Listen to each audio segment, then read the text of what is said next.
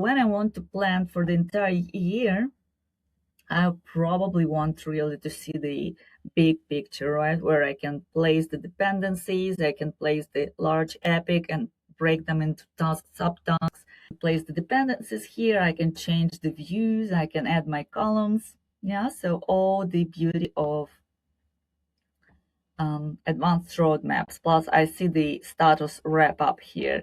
If I say this is in progress, my wrap up changes. If I say this is done, again, so I can take a look at a high level at any point in terms of where I am. What I like the most is to place here page, for example, that would be called my work. And what do I do here? I use the macro called Jira items. So here, for example, I click edit. Let me show you the search query. So I selected again the same project and due date and of day tomorrow, and I insert results.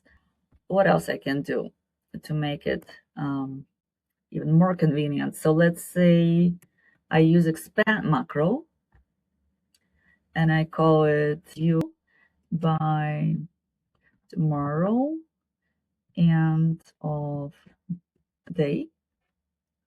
I'm expanded. And I'm going to place this table inside this macro. Okay, I placed the title in the wrong place. Should be here, right? Okay. Let me duplicate this.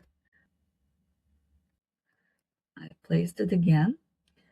Here, let me put due by over the next 5 days. Okay, and I'm going to edit this query.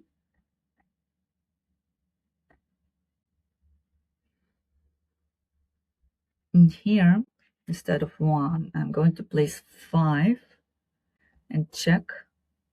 Yep, there are more tasks. Again, I insert my results. So here's the very, very basic page. It could be my home page, my landing page. When I start my workday, I can open and see what are the most pressing tasks. Then I can estimate again the hours, and I can see how the picture looks for the next 5 days and so on.